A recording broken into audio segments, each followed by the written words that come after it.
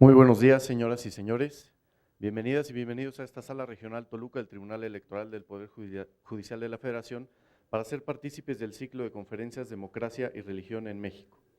Este evento, convocado y organizado por esta Sala Regional Toluca, permitirá, entre otras cuestiones, analizar los principios que informan las libertades de conciencia y de religión, advertir las tareas de la religión como promotores del cambio social y en la defensa de los derechos humanos, destacar las limitaciones a las libertades de conciencia y de religión y la interdependencia de dichos derechos con los derechos político-electorales como condiciones para la vigencia de un Estado laico.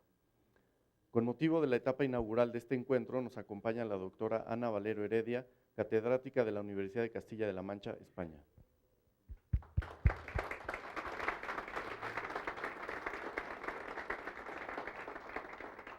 Agradecemos profundamente la presencia del padre José Alejandro Solalinde Guerra, quien es sacerdote católico mexicano, defensor de los derechos humanos.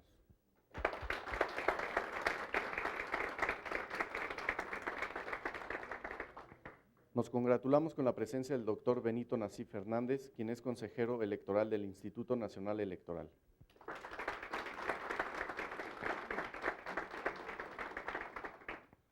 Damos la más cordial bienvenida a este evento y al acto inaugural del mismo a la magistrada María Amparo Hernández Choncuy, integrante del Pleno de la Sala Regional Toluca.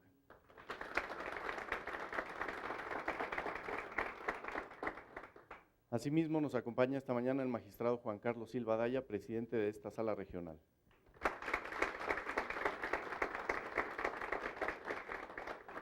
Expresamos nuestro saludo y mayor agradecimiento a los presentes en este evento. Con motivo del acto de apertura, cedo la palabra al magistrado Juan Carlos Silva Daya, quien dará el mensaje inaugural del ciclo de conferencias Democracia y Religión en México. Buenos días. Le reitero nuestra gratitud a mis compañeras, las magistradas, por el apoyo brindado para la celebración de estos eventos. También nuestro reconocimiento al padre don Alejandro Solalinde, a nuestras comentaristas y ponentes, a la doctora Ana Valero y al consejero don Benito Nasif.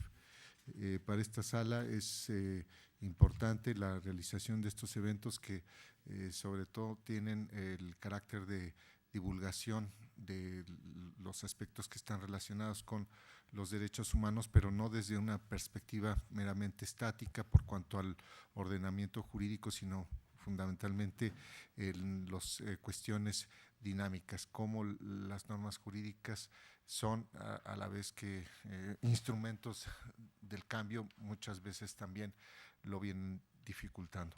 Y una cuestión que revela esta organización de eventos sobre el tema democracia y religión, hasta donde tengo entendido, lo único que se había hecho en el tribunal era ver cómo en los distintos procesos electorales se habían realizado algunas anulaciones de elecciones o bien la imposición de multas a los candidatos y los partidos políticos por la utilización de emblemas o de expresiones de carácter religioso durante los procesos electorales. Pero no cabe duda que si atendemos a la cuestión de la democracia desde una perspectiva integral, nos vamos a encontrar fundamentalmente con una parte esencial del derecho de los mujeres y hombres, que es precisamente la cuestión de la religión. Por eso es que consideramos importante abrir la estancia, nuestra perspectiva, para incorporar todas las voces en este tipo de eventos. Espero que el evento sea de utilidad para todos los que estamos encargados de la administración de justicia en materia electoral, para los administradores, los que participan en la organización de los procesos, por esta cuestión que tiene que ver con un derecho humano fundamental, el derecho humano de conciencia, de ideología, de culto. Le cedo en esta ocasión el uso de la palabra a la magistrada María Amparo Hernández Choncuy, que siempre tiene intervenciones tan atinadas. Por favor, magistrada. Gracias, magistrado presidente. Buenos días a todos ustedes. Gracias por acompañarnos, a tan distinguidas autoridades electorales, autoridades académicas y autoridades sociales tan importantes como las tres que tenemos aquí. Nada más me queda agradecerles a todos su presencia, darles la bienvenida. Estoy segura que nos esperan dos jornadas muy interesantes en las que hablaremos de democracia, religión, de laicidad. Hay muchos modelos de laicidad en el mundo. México tiene uno muy singular, obedece por supuesto a nuestra propia historia, que no ha estado exenta de encuentros entre política y religión, y justo sobre eso estaremos discutiendo en estos 2 días. México también, lo sabemos, es un país que está viviendo profundos cambios, y el tema en la forma en la que México y los mexicanos vivimos la religión es también cambiante. Seguramente es un tema del que abordará el padre Solalinde, y no me queda más que darles la bienvenida, agradecer su presencia y desearles unas muy fructíferas jornadas. Muchas gracias. Gracias, magistrado, magistrada. Como pudimos atestiguar, ha quedado inaugurado el presente evento, agradeciéndoles profundamente su participación en este acto inaugural. A continuación, daré inicio a la conferencia magistral a cargo del padre José Alejandro Solalinde Guerra.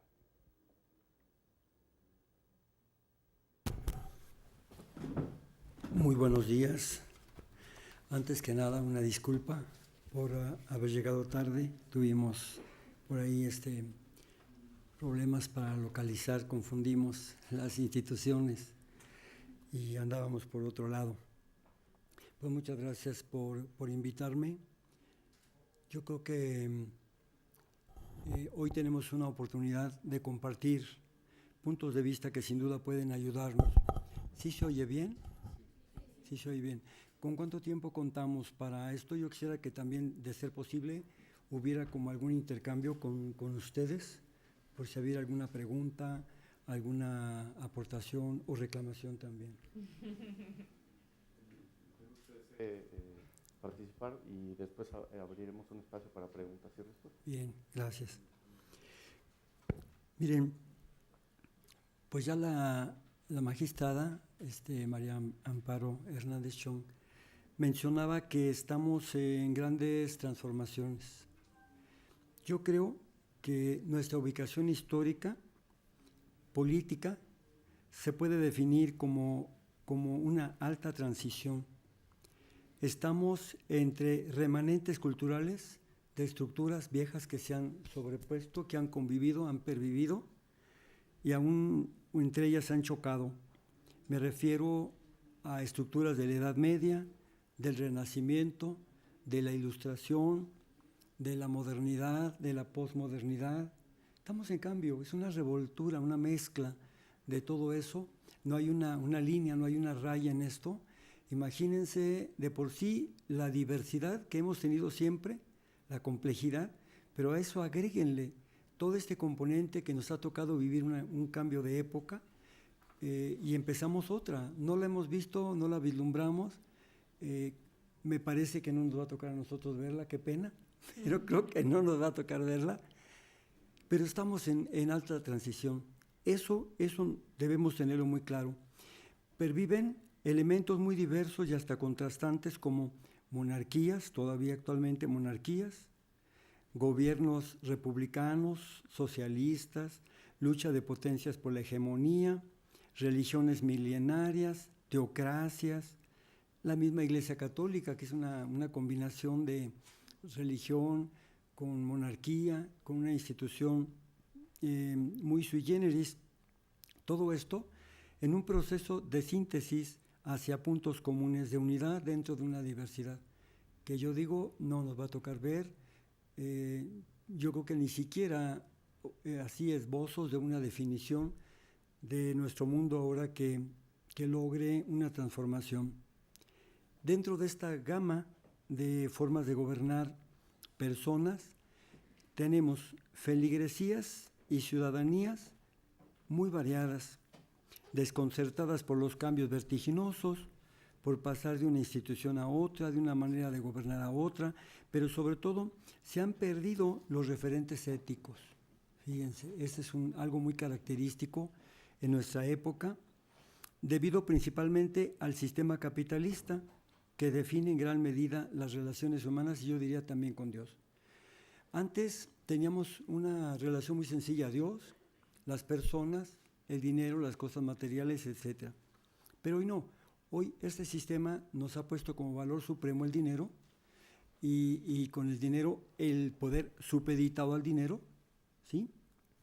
Y esto ha hecho que las relaciones cambien, las relaciones con Dios, las relaciones entre nosotras y nosotros mismos. Nuestro tiempo se ha caracterizado por sus estructuras sociales, políticas, económicas, religiosas, pero contaminadas por un poder de dominio. La corrupción y la impunidad son ya una manera de ser tolerada y sostenida por gobierno y también por gobernados. En un país donde se declara una cosa y se hace otra, y se siguen nombrando formas arcaicas de gobernar con neologismos, con terminología moderna y hasta posmoderna. Si los antiguos regímenes, las monarquías, pues no tenían costumbre de tomar en cuenta a los gobernados, el México actual tampoco lo hacemos. Continuamos con una inercia de no consulta. Insisto, no solamente el gobierno, por supuesto las estructuras económicas menos, pero tampoco la Iglesia Católica. La Iglesia Católica, por ser una institución de mucho peso, la única institución milenaria como institución eclesiástica, no como religión, religiones más antiguas, y también tiene esta misma estructura, vertical, piramidal, y no consulta, no percibe lo que las personas supeditadas necesitan.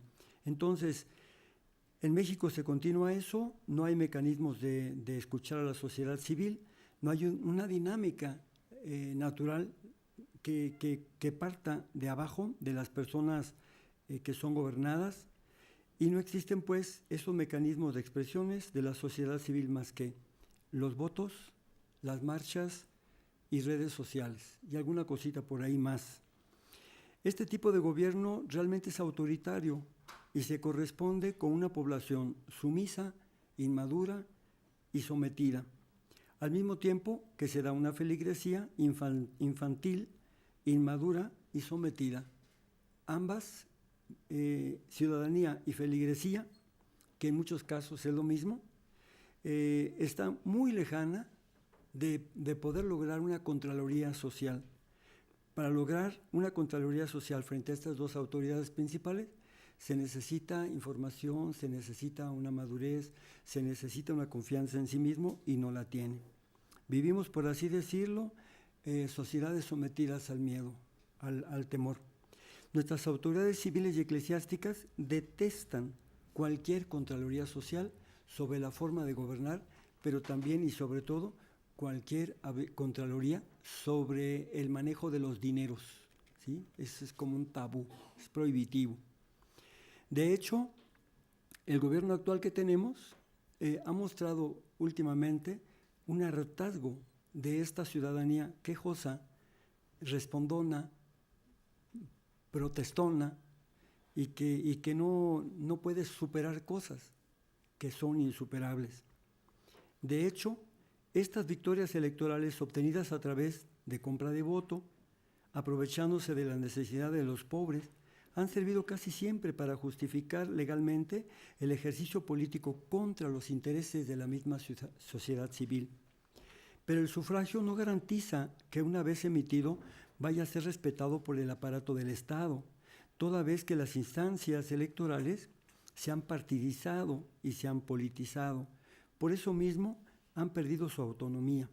El único periodo de autonomía, en tratándose del INE, que se conoce, realmente yo lo considero, y estoy diciendo cosas de mi conciencia, es con José Wonderberg. ¿Sí? Mis respetos para él, mis respetos para ese INE. Entonces, estas instituciones, INE, TRIFE, todas estas instituciones son indispensables, pero tienen que ser autónomas. Mientras estén supeditadas por los partidos, no van a favorecer la democracia. A esto hay que sumar que la clase política está subordinada al sistema económico capitalista. Quien manda en México no es Peña Nieto, como tampoco en Estados Unidos es Obama. Ahí mandan los grandes capitales, ellos son los que realmente mandan. Son poderes fácticos, en el caso de México, extranacionales, que acaban decidiendo sobre la vida nacional y, por supuesto, sobre los destinos de la gente, pero también sobre los recursos del pueblo de México. La verdadera democracia responde a la voluntad ciudadana, se construye con ella y a favor de ella, ¿sí? Democracia es tomar en cuenta a la gente, así de simple. Ya sé que nunca va a haber democracias perfectas, pero sí democracias más funcionales y más justas. El gobierno que tenemos siempre ha actuado a espaldas del pueblo y está usando, desgraciadamente, en lugar del diálogo, la represión. Y reprime porque está entregando recursos de la gente, recursos del pueblo. Para ejemplo de esto están Michoacán, Guerrero, está Oaxaca y está Chiapas. Veracruz está en lista de espera, pero ya también se está preparando para entregar recursos del Estado a empresas capitalistas. Este gobierno castiga y reprime a los pobres y en cambio premia y reconoce a los magnates, cuyo mérito ha sido acumular riquezas gracias al apoyo incondicional del Estado por medio de privatizaciones y privilegios fiscales. La ley está a su servicio.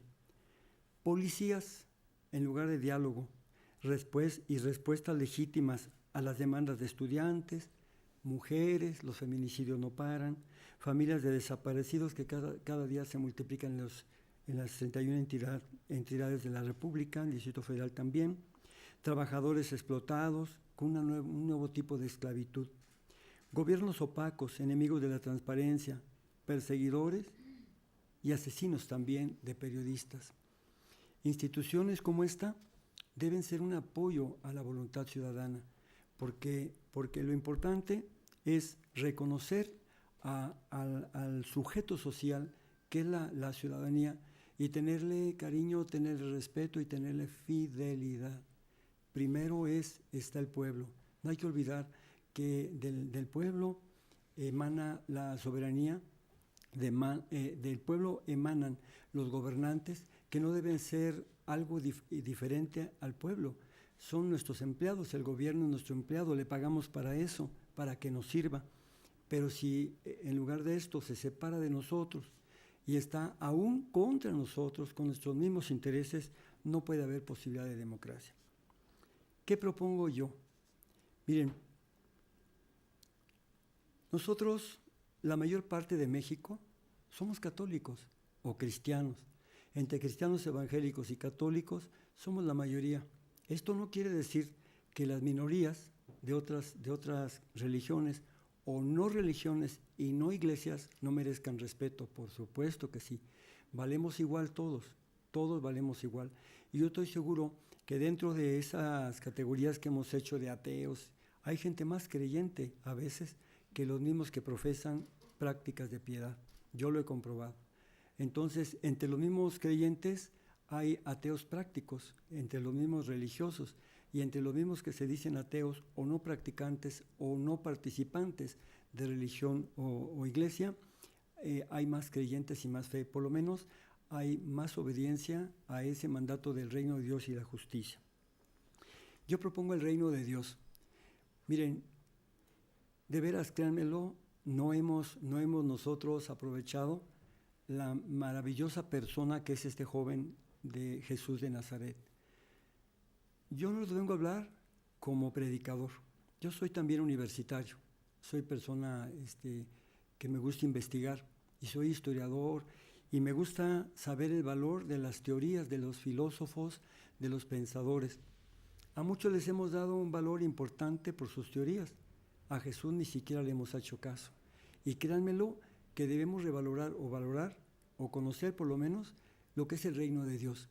Este joven propuso y tenía un proyecto increíble que lo vio como una intuición porque nunca lo vio realizado. Ni siquiera logró que en su tiempo sus contemporáneos, sus discípulos, sobre todo sus apóstoles, pudieran comprender un poquito lo que era el reino de Dios. Él enseñó y propuso esto como una respuesta a todos estos vicios relacionales del gobierno y entre nosotros mismos, y no lo comprendieron y no le hicieron caso. ¿qué es el reino de Dios? Fíjense que el centro de la enseñanza de este joven de Nazaret el centro fue el reino de Dios. Yo les aseguro que no se comprendió en su tiempo, pero después de 2000 años tampoco lo hemos entendido, tampoco lo hemos comprendido. La misma Iglesia Católica, óiganlo bien, nunca ha hecho un sínodo, nunca ha hecho un concilio donde el eje central sea el reino de Dios, nunca. Por supuesto, menos ha ajustado sus estructuras al reino de Dios. ¿Qué incluye el reino de Dios? Básicamente, relaciones interpersonales y derechos humanos. Ese Dios que presenta Jesús, esa versión, es muy diferente al Dios oficial de los judíos, pero también es un Dios diferente al Dios oficial de los católicos de hoy, porque es un Dios de los derechos humanos. El reino de Dios es un sistema de sistemas, fíjense, es un sistema de sistemas integral de relaciones interpersonales entre personas humanas, divinas, físicas, morales, pero impulsadas no con cualquier valor, sino con los valores universales y evangélicos, como son justicia, verdad, amor, respeto, igualdad, inclusión, solidaridad. Cuando hablamos de estos valores, no hablamos de valores en el aire, valores abstractos. Hablamos de relaciones amorosas, relaciones justas, relaciones verdaderas, relaciones respetuosas, relaciones igualitarias, relaciones solidarias, relaciones incluyentes, ¿sí? Las relaciones interpersonales son el campo privilegiado y la clave para analizar e interpretar la Biblia y la sociedad actual. No solamente leer correctamente los evangelios, sino leer también la sociedad actual. Este joven, Jesús de Nazaret, designaba al análisis de la realidad como análisis de los signos de los tiempos. Él decía los signos de los tiempos. Y hay signos muy claros que se dan en cada época. Y si los leemos, vamos a saber el rumbo, primero las causas de por qué se dan y después hacia dónde van. Un ejemplo. Hoy un signo importantísimo son los migrantes, las migrantes de todo el mundo. Migrantes, la migración siempre ha habido, pero esta migración global que se está dando, que se están moviendo 240 millones de personas en el mundo, esto no son las migraciones tradicionales que siempre han existido. Estamos en una situación diferente porque nos está tocando, como yo lo dije al principio, en una época, el cambio de época.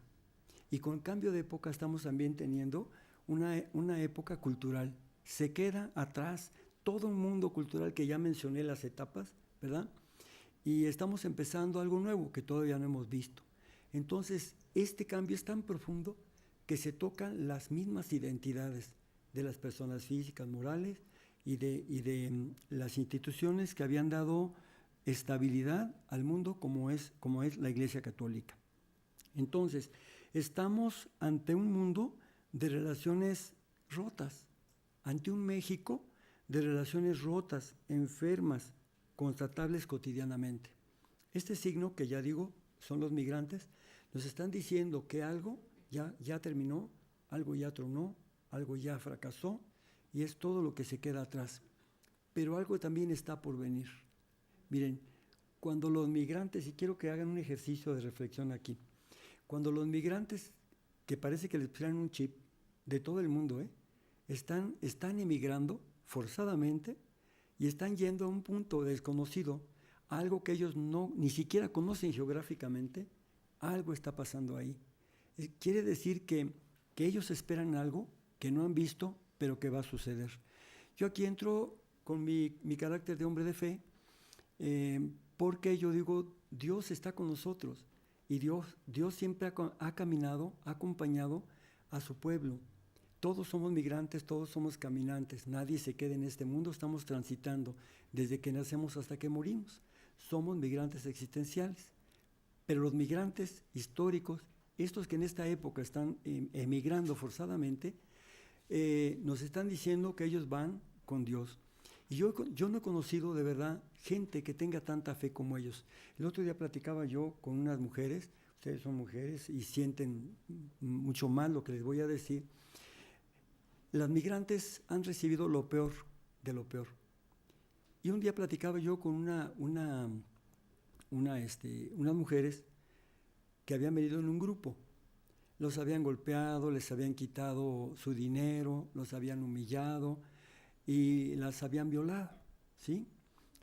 Y cuando yo le digo a ellas, platicando con ellas, les dije, oye, ¿y dónde estaba Dios cuando les pasó esto? Y una de ellas me dice, Dios estaba con nosotros. Si Él no hubiera estado en ese momento, nos habrían matado. O sea, es una confianza tan grande y una fe tan clara de no culpar a Dios de lo que nosotros hacemos. Ellos tienen claro que a Dios no podemos culpar de lo que hacemos los seres humanos.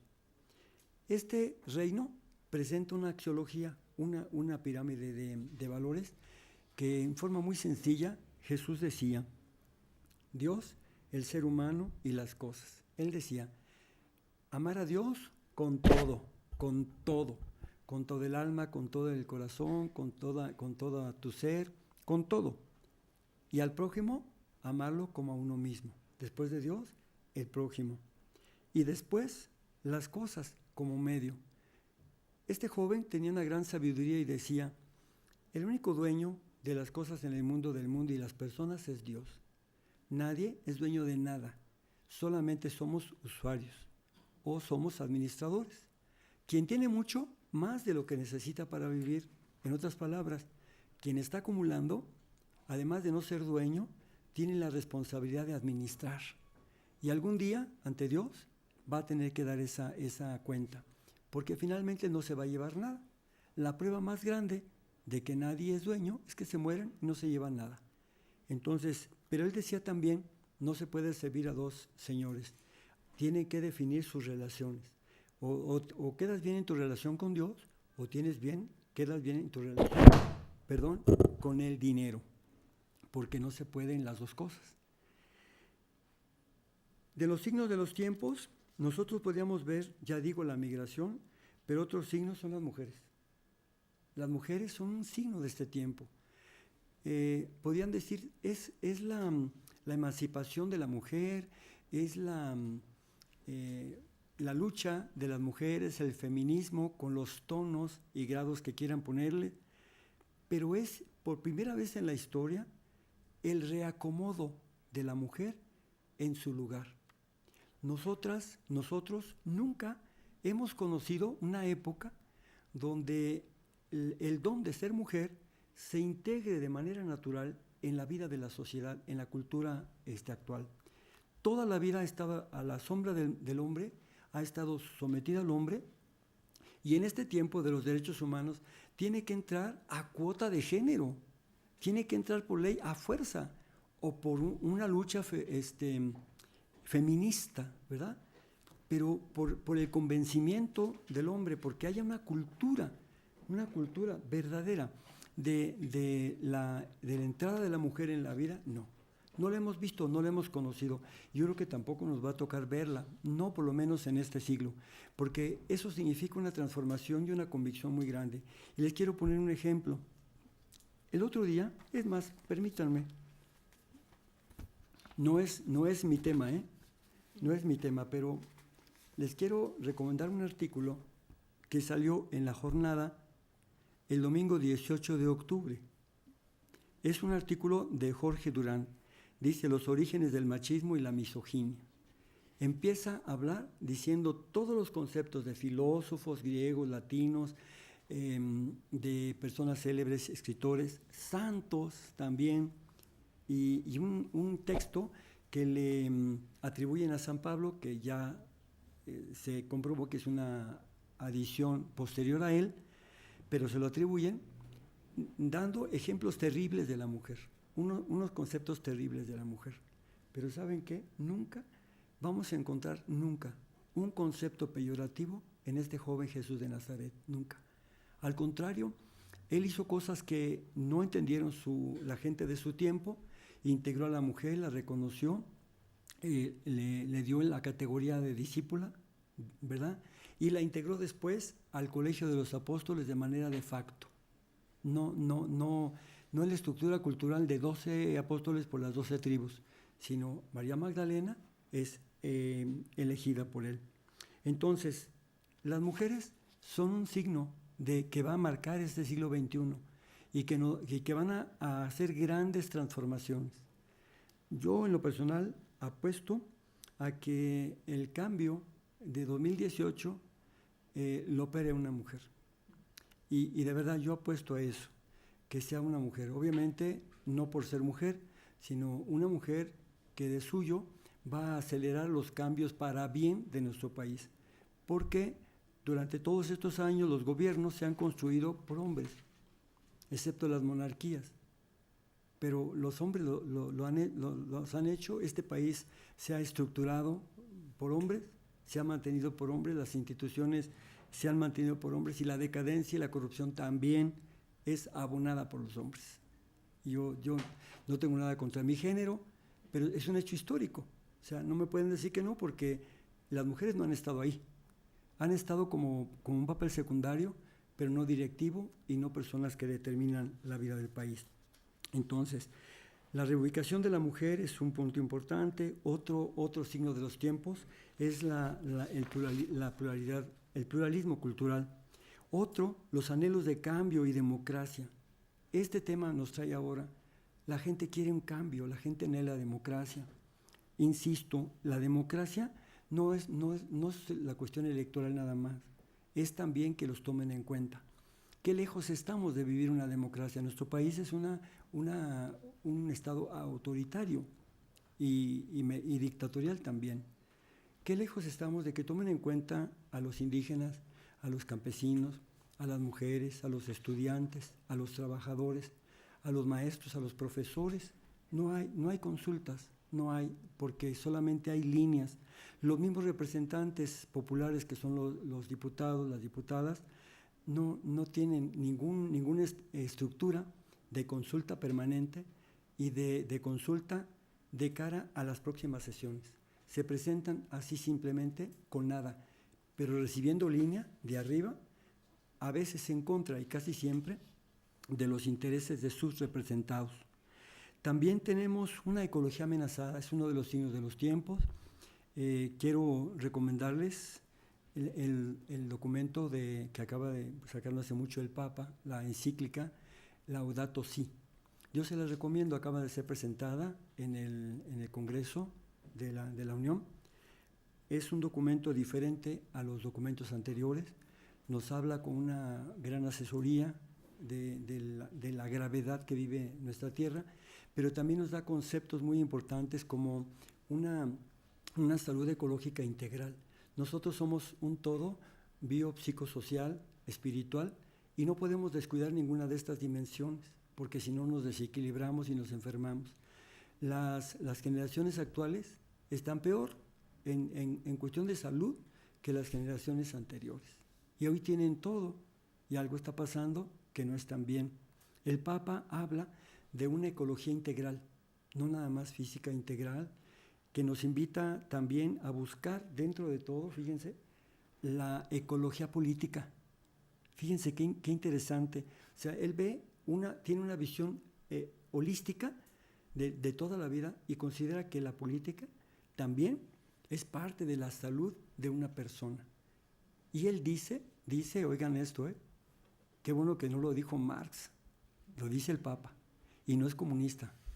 Él dice, si un gobierno es corrupto, no se refería a México, dice, si un gobierno es corrupto y no responde a las necesidades de la sociedad civil, las ONGs y la sociedad civil deben formar un solo frente para presionar al gobierno y exigir lo que ellas necesitan. Esto lo dice 1, 2 y hasta 3 o 4 veces. Esto nunca me hubiera imaginado que lo dijera un papa. Entonces, hay muchos signos, pero todos estos signos están en tensión. Se están dando en hondos procesos que alcanzan las mismas identidades. Se está moviendo todo. Nuestro mundo hoy es un mundo mutante. Cambiamos visiones, culturas y estructuras. Hay signos del antirreino sistémico estructural capitalista que no voy a tocar, pero realmente es lo más importante. Créanmelo, ustedes y yo nacimos dentro del sistema capitalista y también nacimos dentro de esta época de cambio en transición. Un 1% va por todo el poder y el dinero, pasando por todos los recursos mundiales. Nuestra generación es 2 veces neocolonizada por ese enorme poder fáctico sin alma.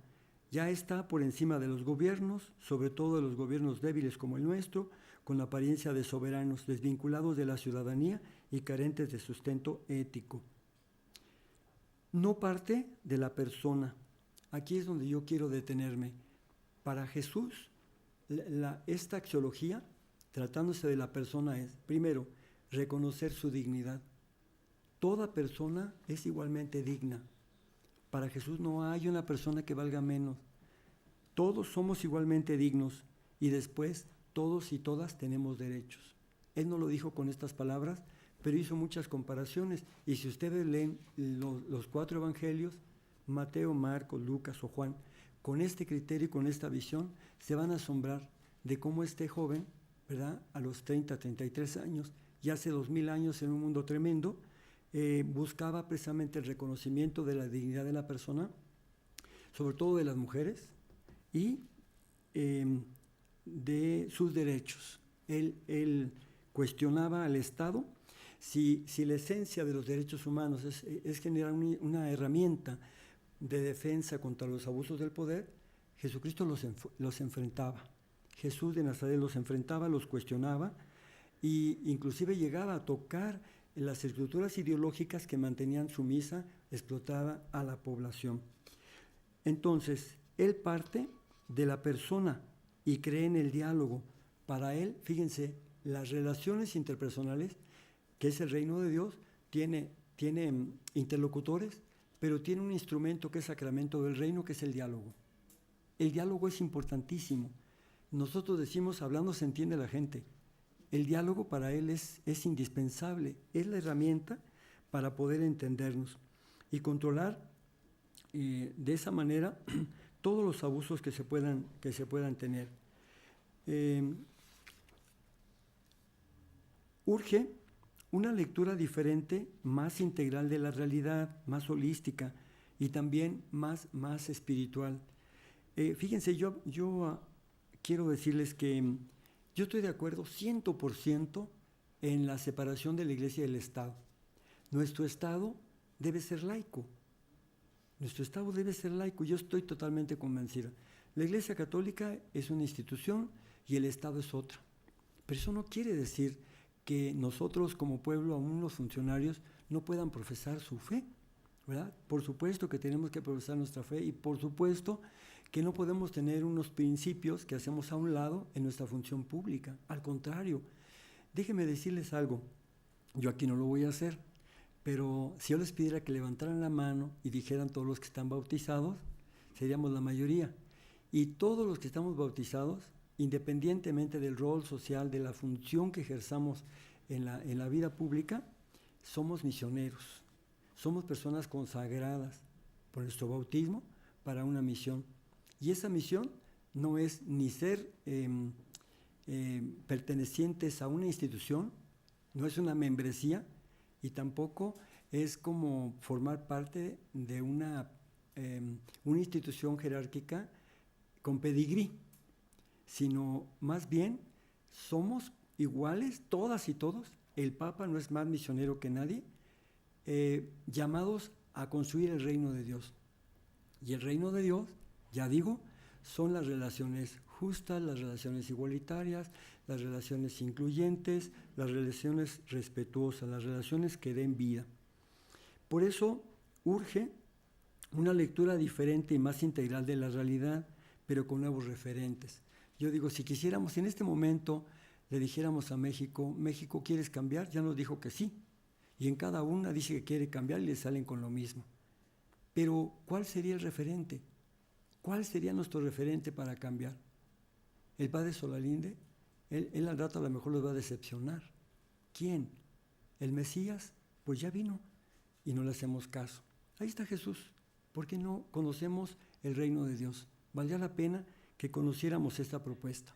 Yo he hecho la prueba en auditorios o en iglesias llenas en México y fuera de México, y he preguntado si alguien conoce lo que es el reino de Dios, y fíjense, 3, 4, 5 personas dicen que lo conocen, los demás no lo conocen. Y tenemos 2000 años de cristianismo. Valdría la pena, yo digo, que hiciéramos una lectura diferente de la realidad, pero partiendo de este referente que es Jesús. Y también hacer caso, el análisis de la realidad marxista se basa en la economía, pero el análisis de la realidad que propone el reino de Dios está centrado en las relaciones. Dime cómo te relacionas y te diré quién eres. ¿Sí? Y entonces él analiza las relaciones políticas y se fija a ver si en las relaciones políticas se toma en cuenta a la gente o no. Si no, es una tiranía. Y en las relaciones económicas también. Él dice, si nosotros compartimos como hermanos, él no se mete en pleitos de herencias, sino más bien nos llama a compartir, entonces esas relaciones van a ser justas también y van a tener las características que se necesitan. Hoy la política a nivel mundial es un desastre porque los gobiernos están al servicio de la economía, pero la economía está al servicio de ese 1% que solamente está para acumular. Nosotros estamos en esa encrucijada y nos debemos de preguntarnos qué tenemos que hacer. Amamos a México. Estoy seguro que las y los que estamos aquí amamos a México y queremos darle paz. No se trata de dividirnos, porque la propuesta no puede sino incluir a todos. Podemos estar no de acuerdo con algunos sectores del gobierno, con los partidos políticos, con quienes ustedes quieran, pero no podemos excluirlos, porque son nuestros hermanos. Es parte del sistema, somos parte de una familia humana. Nosotros somos un sistema y no podemos desconocer a nadie porque somos parte del sistema. Esto no quiere decir que no tengamos que hacer una crítica y aún una lucha por lo que es justo. Tenemos que ser claros y luchar, pero siempre buscando la manera de cómo integrar a unos y a otros. Paulo Freire, un gran un pedagogo que yo admiré mucho, que nunca tuve el gusto de conocerlo, decía él en su Pedagogía del Oprimido, decía, al liberarse el oprimido, está liberando al opresor. Y ambos, ex oprimido y ex opresor, se pueden encontrar como hermanos, decía él. Entonces, los avances del reino de Dios se efectúan como unas experiencias de contraste en las relaciones justas que Dios quiere. Descifrar los signos de los tiempos es importante y la clave para el reino, pero sobre todo para buscar también experiencias hermosas. Yo le voy a decir, en México, no crean que todo está perdido. Es más, no se va a perder México. Tenemos su mayor riqueza, que es la gente. ¿Sí? Créanmelo, la gente. Tenemos una riqueza cultural, una riqueza espiritual y podemos hacer cosas buenas. Les quiero compartir 2 ejemplos. ¿Alguien conoce lo que está pasando en Cherán? Cherán, Michoacán. ¿Sí? Bueno, si no, yo les recomiendo. Estamos cerca de aquí, no estamos lejos. Échense su vueltecita. Vayan allá, de verdad les recomiendo. Platiquen con el Consejo Mayor. En este momento está... ¿Sí? ¿Sí? Perfecto. Y han venido aquí a la sala. Perfecto, felicidades. Este Consejo Mayor ahorita tiene más presencia de mujeres, pero fíjense que lo han hecho de una manera inteligente y no han tenido que romper con las instituciones. Están entrelazados con las instituciones y han hecho un buen acoplamiento del manejo de las instituciones. Quitaron personas deshonestas, se defendieron de los narcos, pusieron autoridades legítimas. ¿Y saben por qué pudieron hacerlo? Porque es un pueblo místico, ellos se los van a decir. Son la mayor parte católicos, aunque también hay otras expresiones religiosas que son bienvenidas también. Pero sí se puede lograr. No se lo pierdan de verdad, ojalá que vayan a Cherán. Yo van 2 veces que voy a Cherán y no he ido a visitar este último Consejo Mayor que entró en agosto de este año. Y el otro ejemplo se lo doy, lo viví ayer. Fui a visitar unas familias ahí cerca creo que es como, me parece que la YET, por ahí donde está, bueno, en la colonia Las Américas, por ahí fui, en la calle de Bolivia. Y fíjense, estas familias las vengo visitando porque una de ellas es indígena, son mixtecos. Yo tuve la oportunidad de conocerlos cuando yo estuve de párroco en la Mixteca. Y la otra familia es de Toluca. Los hijos de la familia mixteca, todos ya nacieron aquí, ya son de Toluca. Y tienen 11 años que viven. Llegaron ellos y les alquilaron una viviendita que parece un chorizo de Toluca.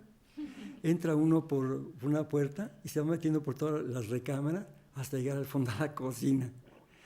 Y estas dos familias, tanto los dueños de la casa como los inquilinos, se fueron conociendo y fueron haciendo una sola familia. Es increíble, no pueden imaginarse cómo han logrado, son 9 en total, han logrado hacer una sola familia, pero en todo, Por ejemplo, si alguien está enfermo, lo ayudan, todos trabajan, la mayoría trabaja y estudia. Los hijos crecieron, porque yo estoy hablando de hace 11 años, pues crecieron juntos, se llevan muy bien, los 4 curiosamente están estudiando ingenierías, diferentes ingenierías. ¿Cómo me sentí reconfortado ayer, gratificado, al saber que eso se puede dar, que se pueden romper barreras, que podemos ser hermanos, que podemos compartir lo que tenemos? Imagínense, los 9 tienen un carro, bueno, que no es grande, y se van los 9 hasta Oaxaca. Imagínense cómo irán como sardinas, ¿no? Pero van. Y van contentos, se regresan, comparten lo que tienen. Yo no estoy hablando de algo ideal, porque supongo que también todas las personas tendrán sus problemas, sus tensiones, pero van 9 años que yo voy constatando esto, y para mí es gratificante. Les voy a decir muchas cosas más. Yo les quiero dejar esta reflexión que hice, se las quiero dejar. También, si alguien quiere toda la información digital, se la puedo dejar. Yo no agoté lo que tengo porque me importa más que tengamos un intercambio, pero sí dejárselos, se los dejo físicamente y también se los puedo dejar en USB o se los puedo enviar si me dan una dirección, yo se los mando a quien guste. Allá atrás está Grace, por favor levanta la mano, es mi secretaria, es una abogada, con ella pueden, si quieren, darle una dirección y yo les ofrezco que se los mandamos. Pues yo quiero dejarla aquí para poder platicar y poder dialogar con ustedes. Muchas gracias.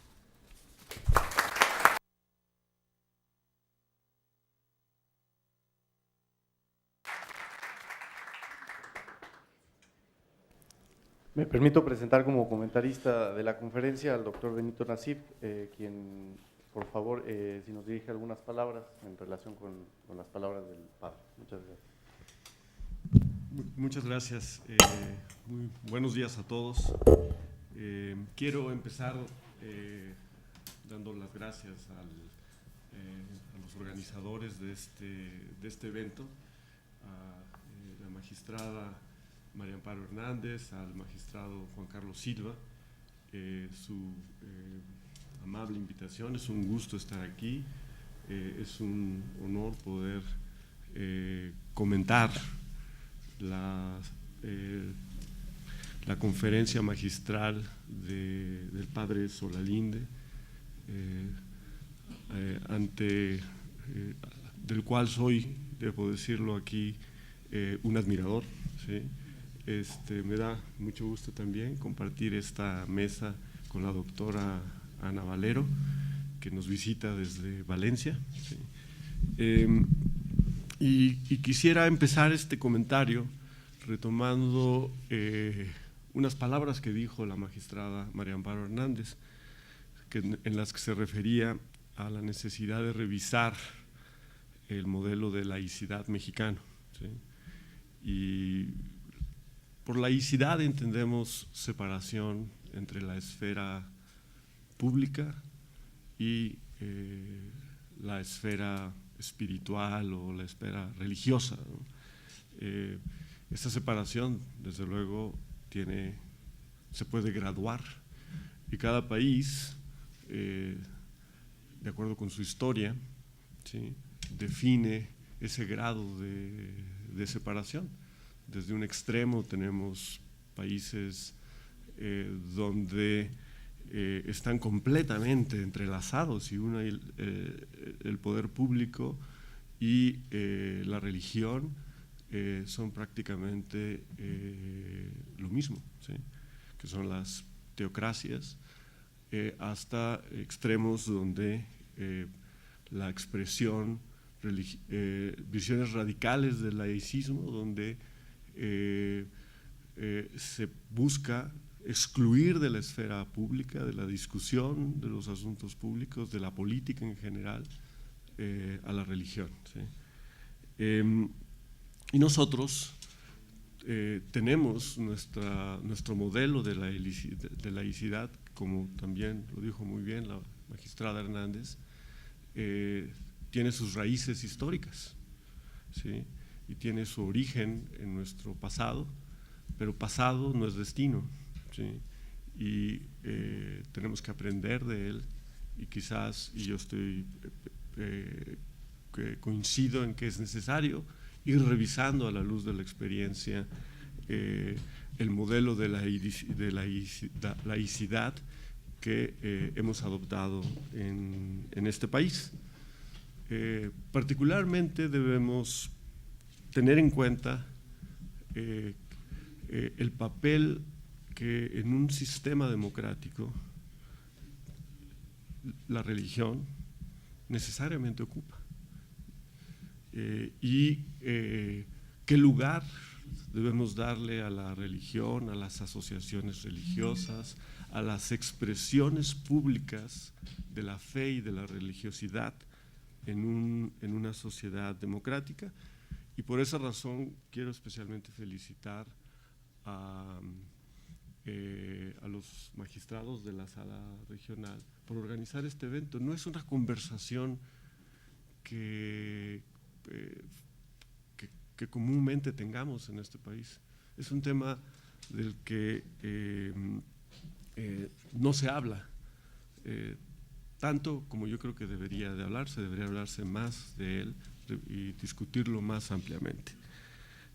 Yo formo parte de una institución, el Instituto Nacional Electoral, que tiene entre parte de sus atribuciones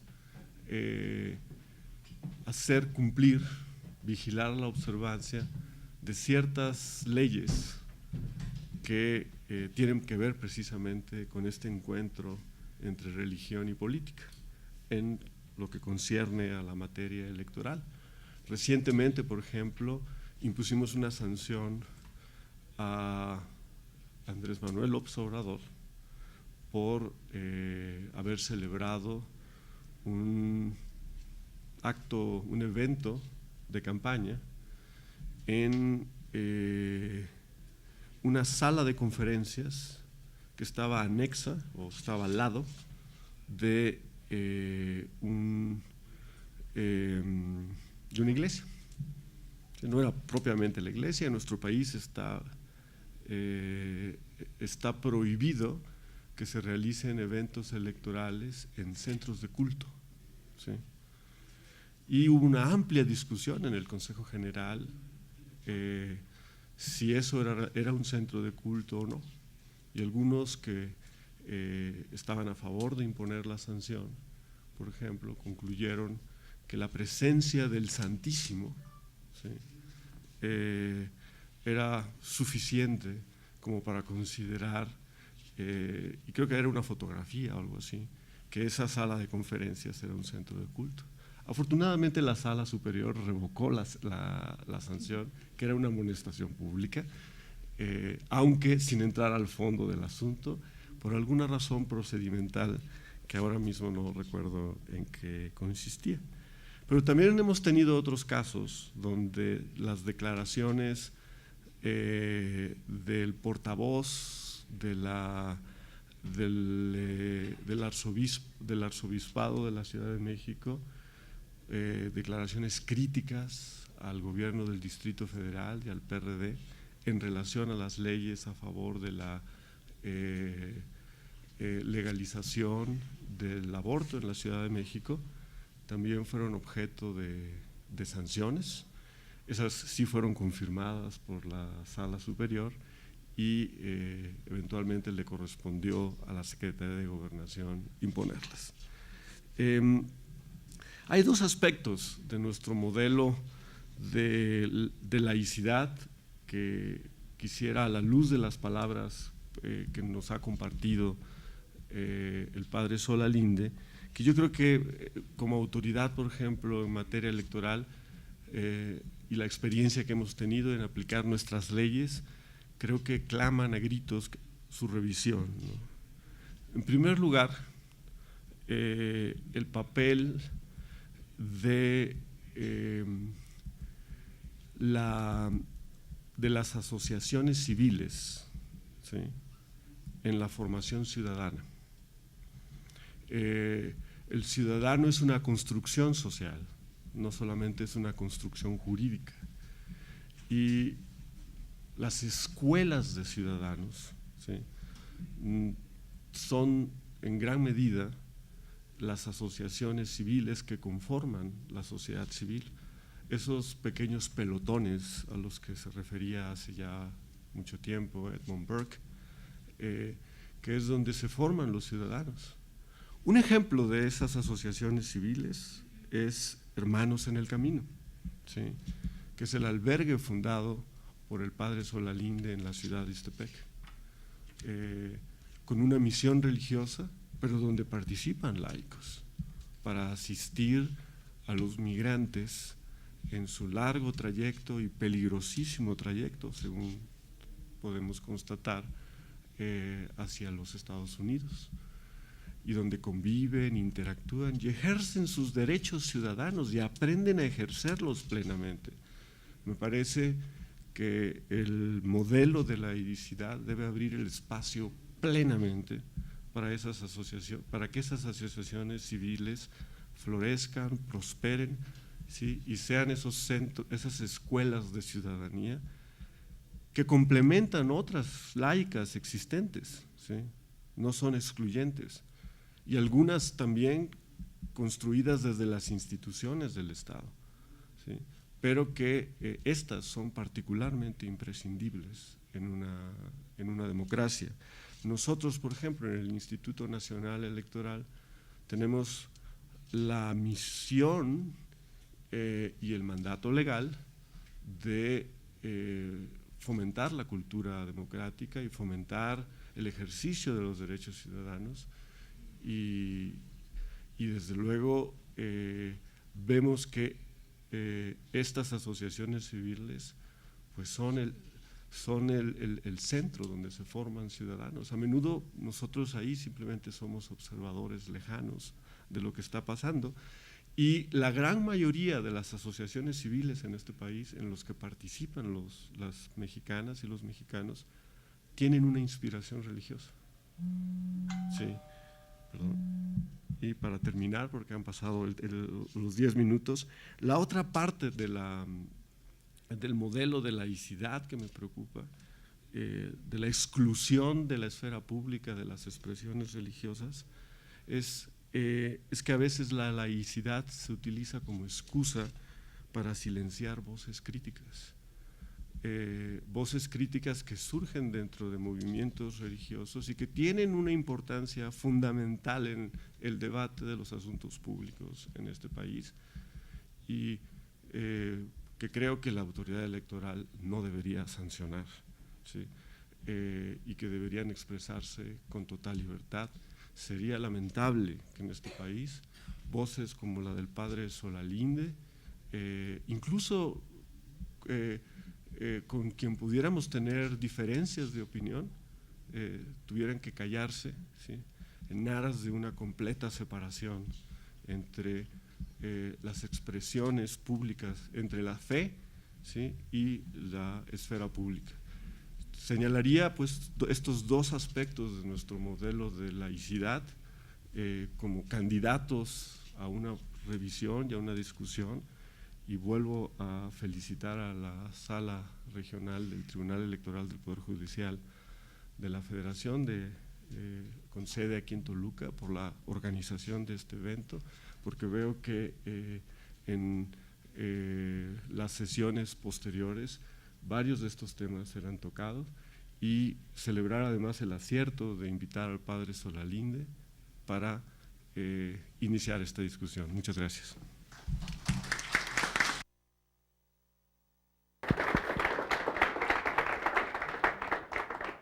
Agradecemos al doctor Benito Nasif por sus comentarios y a continuación le pedimos a la magistrada María Amparo Hernández Choncuy si nos dirige algunas palabras, por favor. Muchas gracias.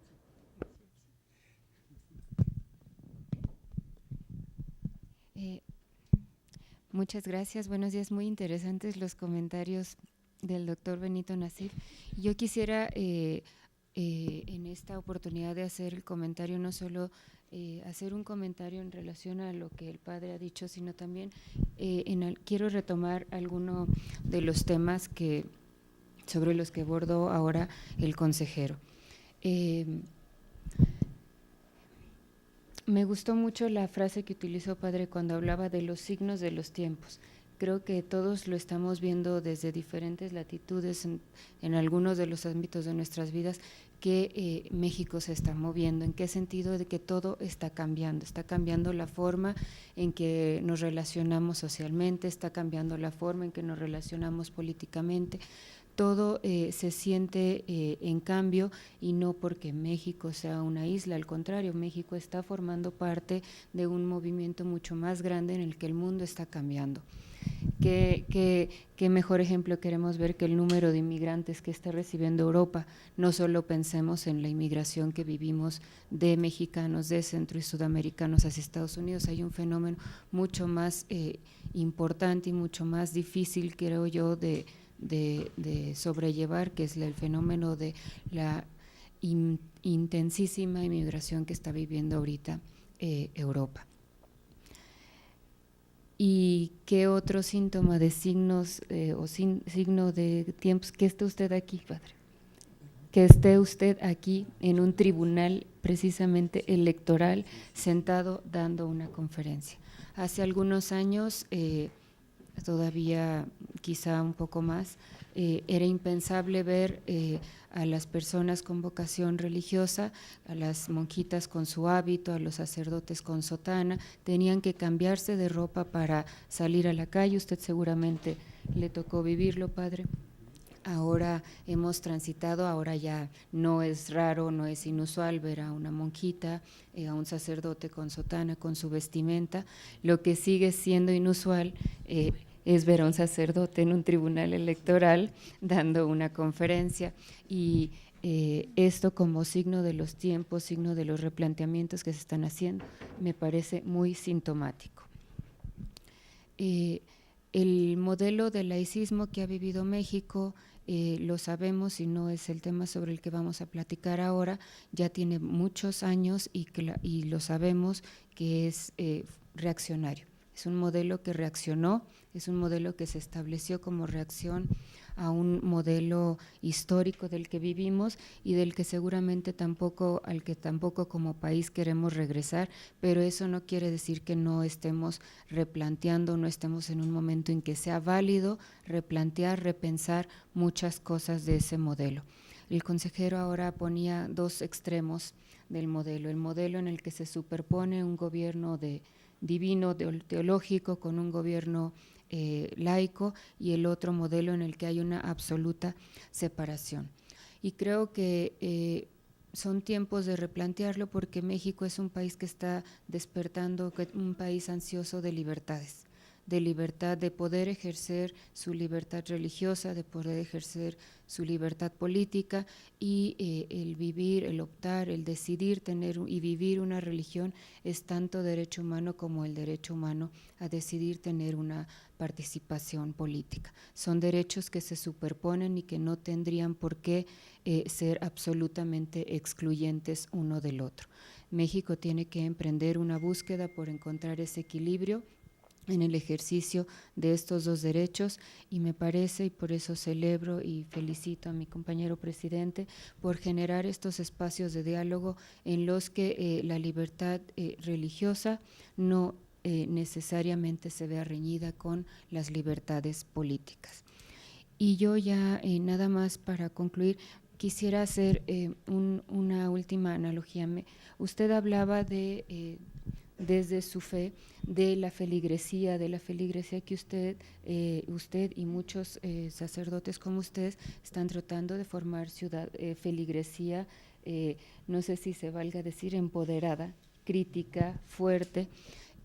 Nosotros como autoridades, pues evidentemente no tenemos como auditorio una feligresía, nosotros trabajamos para la ciudadanía en general, y quiero hacer aquí retomar una de las cuestiones que señalaba el consejero, y creo que es muy importante hacerlo y que conecta mucho el tema de nuestra misión institucional con las distintas misiones institucionales de otras instituciones, en este caso de las instituciones religiosas. Y es que las autoridades electorales, incluyo el instituto, el tribunal, no solo trabajamos para proteger el derecho a votar. Ese es ciertamente una parte neurálgica de nuestro trabajo, que sea efectivo, que se pueda ejercer el derecho de voto cada día que hay una elección, y después de la elección que los tribunales podamos garantizar que ese voto sea efectivo en la mayor medida posible. Nosotros también trabajamos para darle voz a esa ciudadanía, no trabajamos solo para el voto, trabajamos para dar voz y voto. Y en dar voz tenemos muy claro como instituciones, y creo que se conecta con lo que usted decía, que para hacer ciudadanía y para que la voz tenga voz, se necesita información, se necesita cultura política, cultura de legalidad, se necesita mucha información. Y los tribunales electorales y el instituto, particularmente el instituto, tienen un área muy grande dedicada a esa parte. No solo estamos para la parte de dar y proteger el voto, estamos para la parte de formar ciudadanía, de empoderar ciudadanos a través de información, a través de transmitir y generar cultura política, cultura de la legalidad, y esa es una misión en la que creo que todas las instituciones que estamos de alguna manera aquí representadas convenimos. Ustedes desde su aproximación ciertamente distinta a la nuestra, pero creo que trabajamos todos por una ciudadanía más fuerte, más empoderada, que conozca sus derechos para que pueda pedir que sus derechos sean efectivos, y trabajamos, y ahora por mandato del artículo 1 constitucional, por hacer realidad la dignidad humana a través del respeto de los derechos de cada cual. Muchas gracias, padre, y muchas gracias, consejero, maestra. Muchas gracias, magistrada, por sus palabras.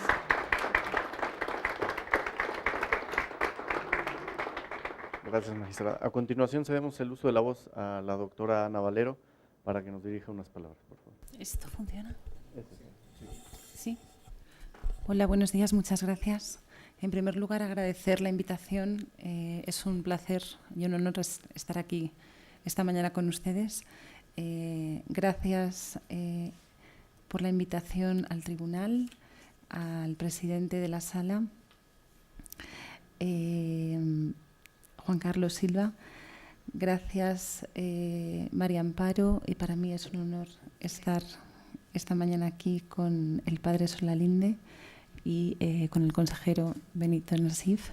Y bueno, no quiero anticipar lo que mañana a través de mi conferencia les comentaré, pero por lo que he podido escuchar esta mañana, el principio de laicidad o el modelo de laicidad mexicano es quizá un modelo que presenta ciertos rasgos de hostilidad hacia lo religioso. Y bueno, yo provengo de un país en el que el modelo de laicidad es bien distinto. Es un modelo de laicidad que nuestro Tribunal Constitucional ha definido como un modelo de laicidad positiva, y quizás por los motivos históricos que también España ha vivido en relación con en relación al modelo de relaciones entre el Estado y la Iglesia Católica, y la necesidad de buscar un consenso en el año 78, que fue el año en el que el constituyente tuvo que hacer coincidir posiciones contrapuestas en relación a muchas cuestiones, pero también en la difícil cuestión religiosa, pues se adoptó un sistema, un modelo que ciertamente todavía concedía ciertos, si no privilegios, un cierto trato de favor a la Iglesia Católica. También por el hecho de que existen todavía, están todavía vigentes unos acuerdos de cooperación con la Santa Sede que permiten que el Estado financie a la Iglesia Católica. Existe también otro acuerdo en relación con la enseñanza de la Iglesia, la enseñanza de la religión católica en la escuela pública, y otros acuerdos de carácter asistencial o de asistencia religiosa en determinados ámbitos estatales. Pues bien, eso, desde mi punto de vista, como mañana les explicaré, convierten al modelo español en un modelo no, donde el principio de laicidad todavía se resiente, pero que donde debemos tender hacia un modelo de laicidad positiva, una vez se puedan limar todos estos aspectos que, como les decía antes, no parecen respetar el principio constitucional de aconfesionalidad o laicidad del Estado. Pero bueno, todo esto lo dejo para mañana. El modelo de laicidad positiva permite la cooperación del Estado con las confesiones religiosas en orden a garantizar la efectividad del derecho de libertad de conciencia religiosa de los ciudadanos. Y esto, desde mi punto de vista, es lo que el derecho de libertad religiosa, la efectividad y la efectiva vigencia del ejercicio de libertad religiosa exige la Constitución, en tanto en cuanto garantiza a la libertad religiosa como un derecho fundamental. Por eso les digo que no solamente en España, sino en la mayor parte de los estados europeos, que como saben se encuentran en el marco del Convenio Europeo de Derechos Humanos, y por lo que, como mañana también les contaré, ha establecido el tribunal que garantiza la efectividad de este convenio, pues es necesario que los estados que forman parte del mismo cumplan y reconozcan a los ciudadanos de los estados miembros de este Consejo de Europa.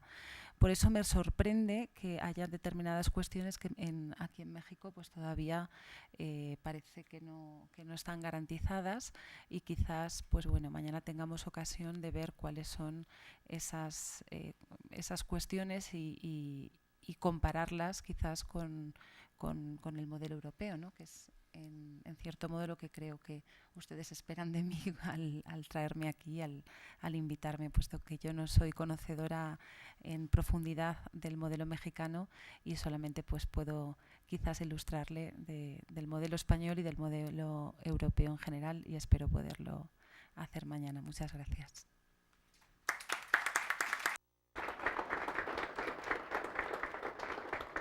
Muchas gracias, doctora. Por último, cedemos el uso de la voz al magistrado Juan Carlos Silva. Bien, en el entendido de que habrá participación, precisamente porque la idea es la idea de diálogo. Les quiero comentar que para la preparación de este evento, lo fundamental fue la anuencia, la aceptación del padre don Alejandro Solalinde, del doctor Benito Nasif, de la maestra María Amparo, la ponente de España, de la Universidad Castilla-La Mancha, y de varias personas que van a acompañarnos. Y bueno, pues lo primero que debemos aceptar es que no son dos ínsulas o varias ínsulas las que se presentan en el complejo Estado mexicano. Por una parte, las cuestiones que atañen a las instituciones públicas, la sociedad civil, la cuestión religiosa y los indígenas, sino más bien que es un crisol donde conviven todos. Es muy difícil, créanmelo, romper estos atavismos y pensar que puede venir a una institución pública un padre y no se va a resquebrajar el Estado mexicano, o vamos a cometer un acto que implique una falta grave.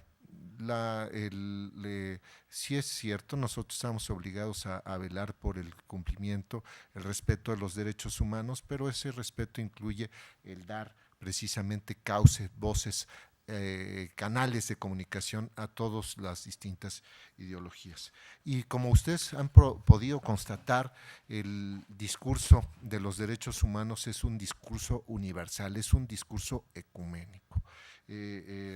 Varios de los pasajes gloriosos de la historia, a pesar de lo que se diga, pasan precisamente por como motor, tienen como motor que lo generó y que también le dio curso precisamente en nombre de distintos padres. Por ejemplo, el padre Miguel Hidalgo, el padre José María Morelos, algunos otros padres que ya han fallecido, Sergio Méndez Arceo y otros que afortunadamente se encuentran entre nosotros, pero también en otras latitudes, ¿no? Don Arnulfo Romero y actualmente Raúl Vera, Miguel Conchamalo y en esta ocasión el padre don Alejandro Solalinde que viene con nosotros. Pero como ustedes han advertido, no es un discurso de ruptura ni un discurso revolucionario, sino más bien un discurso de acompañamiento. Inclusive de lo que destaca el señor consejero, implica sí, identificar a las ONGs, organismos no gubernamentales, como instituciones, a veces se decía que son las escuelas de la democracia, pues efectivamente así ocurre. El discurso de los derechos humanos no solamente reside en el caso de los servidores públicos, la obligación que tenemos es velar por no imponer nuestras convicciones personales desde el aspecto religioso y hacer que estas instituciones conduzcan al establecimiento de un Estado teocrático, sino fundamentalmente que tenga recepción todos los aspectos y todas las distintas corrientes de opinión en todos los ámbitos. Entonces, aquí lo que se destaca también es precisamente que no es una relación de complicidad, sino una posición crítica y donde efectivamente se ejerce un control social, el empoderamiento precisamente de la sociedad civil, así como lo han mencionado distintos constitucionalistas, esta manía que tenemos los operadores jurídicos de darle todo una clave o utilizar un concepto que venga del derecho constitucional, pero a riesgo de ser contradictorio, quiero destacar cómo grandes constitucionalistas, Diego Valadez, Manuel Aragón, o críticos, Howard Zinn, por ejemplo, hablan de un poder o de un poder indestructible, y es precisamente el que se ejerce por la sociedad civil. Eso que aparece también en el discurso del padre don Alejandro Solalinde, cómo a partir de la sociedad civil que pugna por ejercer el derecho a la información, la transparencia, el poder controlar precisamente la actividad de todos los grupos, y no solamente del poder público que ejercemos o de los que somos depositarios los servidores públicos, sino también de otro tipo de ámbitos de poder, el poder económico, el poder, ahora también el poder religioso, que también está sujeto a este escrutinio, y entre otros más. Todos aquellos que se encuentran en una posición preponderante y que también tienen una incidencia decisiva en el ejercicio de nuestros derechos. Esta cuestión que está manejando, donde identifica cómo la doctrina católica de Jesús encuentra o identifica como un sistema de sistemas, en donde algo que es universal y que aparece, la cuestión de los derechos humanos, pues es causa de todos. Y fundamentalmente la invitación, fíjense que cuando estábamos organizando el evento, decíamos, cómo justificar dentro de los objetivos de un evento que tiene que ver con la democracia y religión en México la presencia de una voz. Hablamos de las cuestiones de las campañas electorales, cómo se invierten los dineros, cómo tienen curso la jornada electoral, y lo vemos como algo que implica una intervención o una intromisión indebida. Y lo que veíamos es precisamente que desde el concepto de democracia desde la perspectiva como lo establece nuestra Constitución integral en todos los ámbitos de la vida, era que se justificaba. Y lo que más nos parecía positivo para un evento de esta naturaleza, que es el discurso del padre Solalinde, no se queda únicamente en una doctrina o en aspectos donde se pugna por cambio, sino que también es un agente de cambio activo. Y en ese sentido identificamos como uno de los objetivos del evento el advertir las tareas de la religión como promotores del cambio social y en la defensa de los derechos humanos. Se ha ubicado algo toral muy importante, que es precisamente la causa de los migrantes, y desde esa perspectiva nosotros pensamos que también era necesario, vital, poder darle recepción en este evento. De verdad se los digo, y con esto ya voy a concluir, no concibo cómo aquellos que somos depositarios de este tipo de responsabilidades nos cerremos. No entiendo, de verdad, cómo un presidente de un tribunal electoral tenga un discurso que no sea incluyente. De verdad, creo que parte de nuestra apertura comienza por esas revoluciones que debemos hacer en nuestras estructuras mentales y en nuestros sistemas de valores. Muchas gracias.